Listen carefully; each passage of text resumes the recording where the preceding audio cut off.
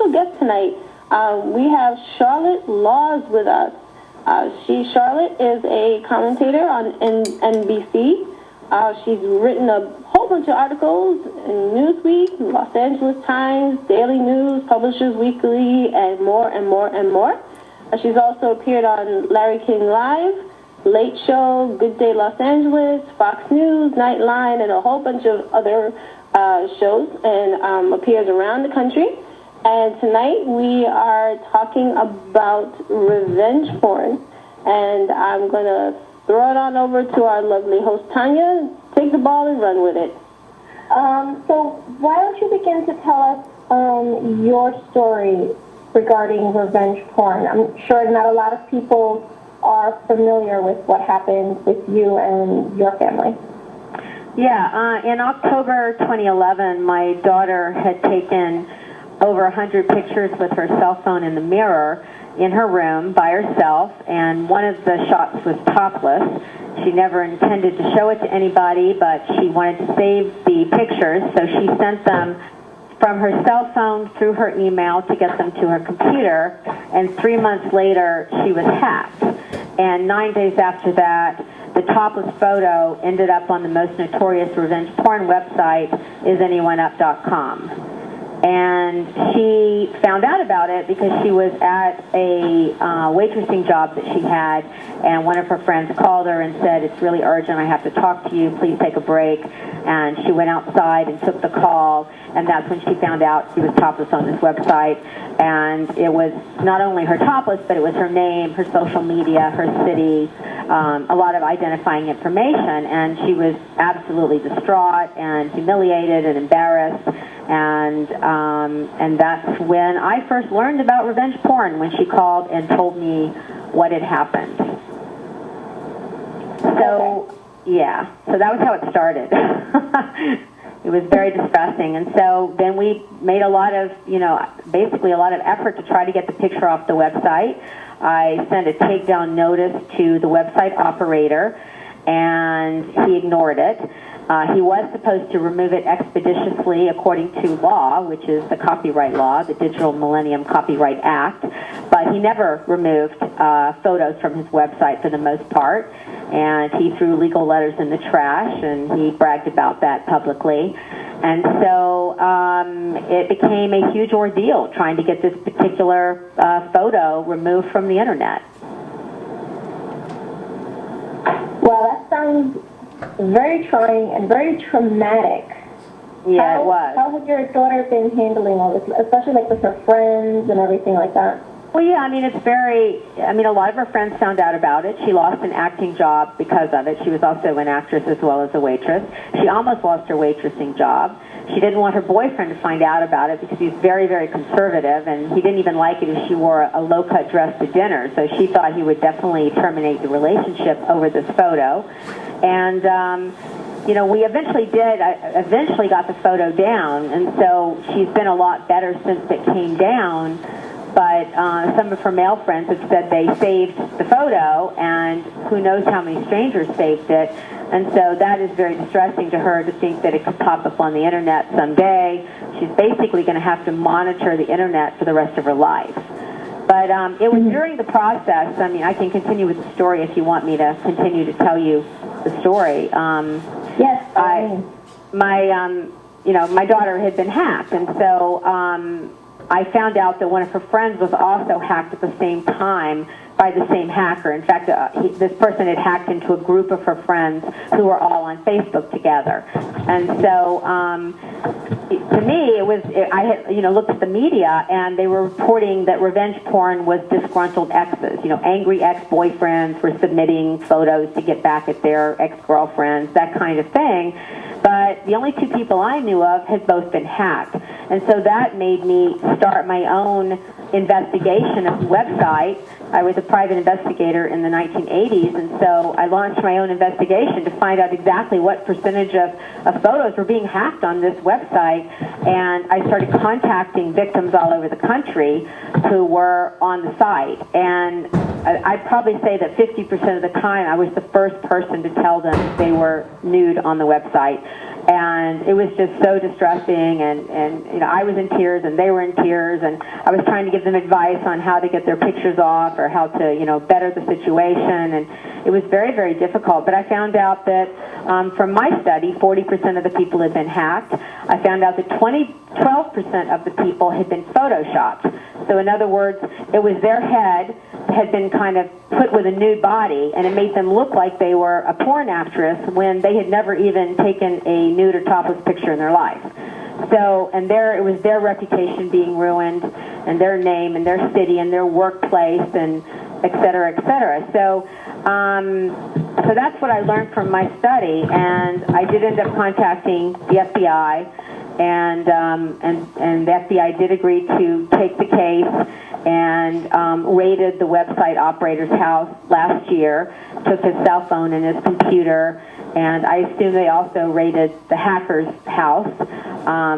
Hacker was using a fake name, Gary Jones, but I don't know specifically who this particular individual was, and the FBI case is still open to this day. Wow. And Charlotte, I understand you got a little help from some friends from Anonymous, huh? Yeah, I did actually. That was very unusual. What had happened was when Hunter Moore originally found out, you know, that I was going against him and that I had found out about the hacking, I got a lot of backlash from his followers. He has really avid followers, and they're, you know, they just love hatred. I mean, it's amazing. You know, Hunter Moore called his site pure evil. He called himself a professional life ruiner. There was just a lot of hatred of women, calling all women sluts and this and that. And they all started coming after me. And so I got death threats. I got viruses bombarded at my computer. I got backlash all over the internet, on Twitter. And it was really quite a scary experience. I mean, all of last year was really quite scary. And it got ratcheted up in November of 2012 when Hunter Moore decided, he had already taken his site down during the FBI investigation, but he decided he was going to bring it back up. And he told the media he was going to put up all the original photos, but it was going to be worse because he was going to put the home addresses of victims along with driving directions on how to get to their houses. And so I decided it was time to put his home address on the internet because I had been giving so many people the address who wanted to serve him with legal papers. And so I put his home address on Twitter, and that's when the backlash really got ratcheted up. And that's when, you know, that was the worst time, and I was the most scared, and I got locks for my gates, and there was a white car sitting on my street for 2 different nights. And so it was a real scary time. And then I got this message on my Twitter feed from somebody asking, you know, they wanted me to follow them so they could direct message me, and I did, and I ended up getting a phone call from this guy who said he was with the underground group Anonymous. And I didn't really know much about Anonymous. I'd heard of them, but I was quickly trying to do Google searches during the conversation to find out who they were. And this guy said, don't worry, we're going to protect you. We're going to go after him. We're going after him tomorrow. We're going to crash his servers. We're going to put his information out online. And that's what they did. They went after him, and Hunter Moore has been very, very quiet ever since. So I think the FBI and Anonymous together really kind of saved the day. Well, congratulations on that victory. Yes, it was quite an ordeal, I'll say that. So now you're pretty much advocating for all these different states to pick up a bill, to pass a bill. Yes, that's what I've been primarily working on, is the legislation has been my focus ever since Hunter Moore took his site down and became quiet, yes. So we did pass a law in California recently on October 1st, and that is excellent. It's certainly a good starting point. We are going to bring forward an amendment. Senator Cannella, who's the senator for California, the state senator, has proposed an amendment, so that will be announced in Fresno on December 17th, and I plan to go there and speak in favor of it. And we're hoping to firm up the bill because it's pretty weak right now, and it only protects about 10 to 20% of revenge porn victims. But the fact that we passed something was great because now all these other states, as you said, have taken up the issue, and New York and Maryland and Wisconsin and Kansas, and there are a bunch of states that have introduced legislation and are hoping to pass it. Right. So the only two states as of right now are New Jersey and California. Right. Okay. I know California, if you're caught with the whole revenge porn, it's 6 months jail time and $1,000 fine. Virginia recently, this Tuesday, as a matter of fact, they just passed a law, a year jail time, $2,500, and possibly both if you get caught. Now there is another revenge porn site that I found tonight, and unfortunately, it's females and males on it. Were you aware that there's more than one of these revenge sites? Do you think? Oh yeah, there are about 870 of them currently, is what I understand. Whoa. There are quite a few. I mean, the one that my daughter was on was the most nefarious. I mean, it really was bad. And I have never seen one that's anywhere close to as bad as that one was, but I believe there are about 870 currently in existence. Wow. So there are a lot of victims out there, but you don't hear about the victims because people don't want their name associated with nude pictures. So it's very hard to get people to come forward and actually talk about this issue, and that's why people think, oh, well, there probably aren't any victims, but there are thousands of victims out there. Wow. And half of them don't even know that they're on these sites. They might not. They might not. It's very possible. So, but they do find out a lot of times when, their boss starts getting, bombarded with their nude pictures saying, fire the whore and, all this really sexist, misogynistic language. And I mean, that's what the people on Is Anyone Up did, is they would deliberately try to ruin your life, send the pictures to your parents, your grandmother, your employer. They would do everything they could to try to get you to commit suicide, to try to, put you in as much distress as possible. That was their hobby. I have no idea why people would enjoy hurting other people, but these people did. Yeah, I've never understood it. The whole cyberbullying and now this revenge porn is beyond my grasp. I don't understand how people get off on it, but it's a sad state in society right now. Now, Yeah. the American Civil Liberties Union has actually been opposed to these bills, claiming that it restricts free speech rights. Yeah. Well, first of all, there are exceptions to the First Amendment. So we have exceptions for child pornography and incitement and obscenity and fighting words, libel, fraud, discrimination. There are plenty of exceptions. And secondly, free speech is about public matters. It's about voicing legitimate concerns in society. But nude and sexually explicit pictures of ordinary people is different. It's a private matter. And the Supreme Court has ruled that First Amendment protection should be less rigorous for private matters. I think the case is called U.S. versus Petrovic. So there is already a precedent there, and I think that there definitely should be an exception for this. There is no benefit to revenge porn. There's no benefit to society. So I don't feel it's the kind of speech that we need to protect. Okay, well, it was because of the First Amendment that Florida lawmakers originally rejected the bill, and last year when the Missouri Supreme Court did the same thing. So, but I'm glad to see that there are the exceptions, and I'm hoping that these other states, like my home state, New York, and Wisconsin, and Florida, who's revisiting the bill, I'm hoping that they're like, okay, you know what, there is no exception because revenge porn is not just for adults. It's teenagers also that these photos are being shown, and I think it's sad. And I think it does have to be stopped. And I know myself, I'm not a mother. I can only imagine how distraught you must have felt when you found out that it was your daughter that it happened to. I can't imagine what other mothers have gone through, or even the victims themselves have gone through when dealing with this, the type of trauma. But what type of steps, if somebody was to find themselves a victim of this, what type of steps can they take? Well, I mean, you can obviously, if you took the picture yourself, and you can obviously send a takedown notice, and the website operator may or may not take down the photo. But you can also send takedown notices to Google and to Yahoo, to any of the search engines, and ask them to de-index your name from the picture, and they will do it. All the respectable sites will do that, and they will comply with copyright law.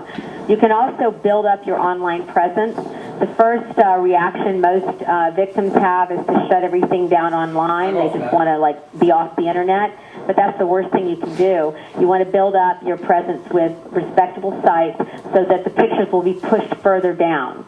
So you don't want the pictures to show up on the first, second, third page. You want them on, if they're going to be on the internet, you want them on page 585, which no one will hopefully ever see. So that's very important. You can also look online and see if you're on a particular site. There are attorneys who are helping victims, sometimes for free or for very low cost, and you can search for those attorneys because sometimes they help a group of victims. Also, I'm a board member on cybercivilrights.org, and that's a website that Holly Jacobs started. She's a revenge porn victim from Florida, and so we have this nonprofit. And one of our campaigns is called End Revenge Porn, and you can go to that site as well, endrevengeporn.org, and we have tons of resources on there, so you can find out all sorts of information and attorneys' names who may help you, and various information about the whole issue and the steps you can take to hopefully get your pictures down and better your situation. So those are some of the steps that you can take. Yeah, it's funny you should mention Dr. Holly Jacobs, because I had found that website when I was doing some research on revenge porn. And I found this website, endrevengeporn.org.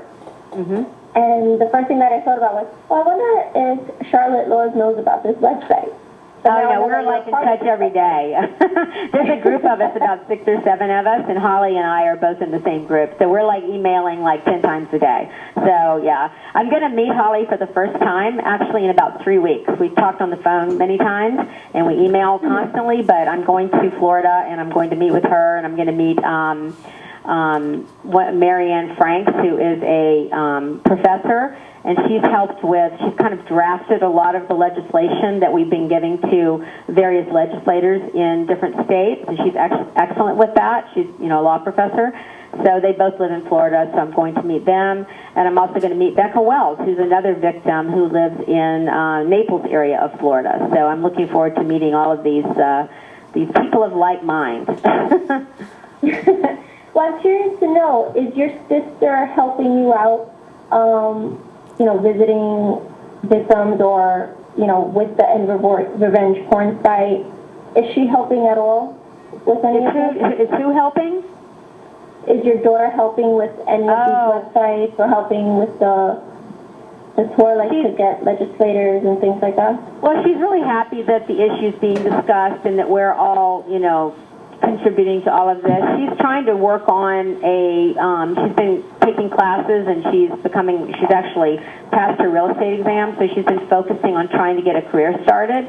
And so that's really been her focus the last few months. But she's very supportive of all of our efforts, and she thinks it's a really important issue.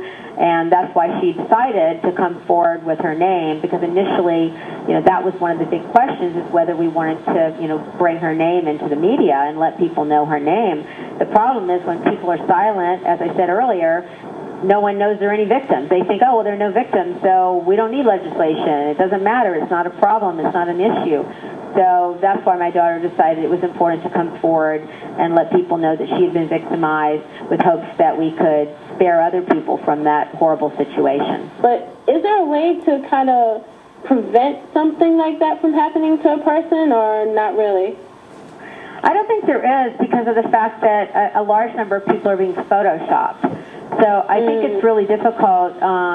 I think it's really difficult to completely protect yourself. I mean, you could be walking down the street, someone could take a picture of you, a dressed picture of you, stick you with a nude body, send it out to your boss, send it to your family, and literally try to destroy your life if they want to do it. So I think the only way really to protect people is with laws, because for some reason these website operators are very afraid of going to jail. They're not afraid of civil suits, because I believe they, in general, don't have any assets, And Hunter Moore, for example, has never even shown up for court when he's been sued. There is a judgment against him for $250,000. He never even showed up in court for it. He doesn't seem to care about that. And they also figure that victims are not going to want to sue them in civil court because a lawsuit can cost $60,000 to bring to fruition, plus the victim then has to have the lawsuit and the nude pictures associated with their name. It's very hard to remain anonymous through the civil suit. So they don't really have a fear of that, and that's why I think criminal laws are really going to deter victimization in this particular case. Yeah. And what we really need is we need federal laws. And I have been talking to Barbara Boxer's office for many months now. I spoke to them a couple of days ago was the last time, and they said that the senator is watching California, wants to see what the amendment is, see what happens with that before making a decision if she wants to bring forth a federal bill. But it would be really excellent to have a federal law because, first of all, it would be consistent state to state, and secondly, you could hold the website operator responsible and not just the person who submits the photos. Because there is currently a law, Section 230 of the Communications Decency Act, which will hold the website operator not responsible. So it's very hard to get them because of that. But if you have a federal law, you'd be able to hold them responsible as well. At least that would be possible. So our best bet is to write our representatives and our senators and show some support. Absolutely, and meet with them if you can. I mean, try to set up meetings and go in and talk to them. Try to find a victim in your area and take them with you to the meeting and have them tell their story. And and you can go on our website, as I said, on Holly's website and pull information and contact us if you need additional information, and we'll provide you with documentation that you can take and give to the politicians in your area.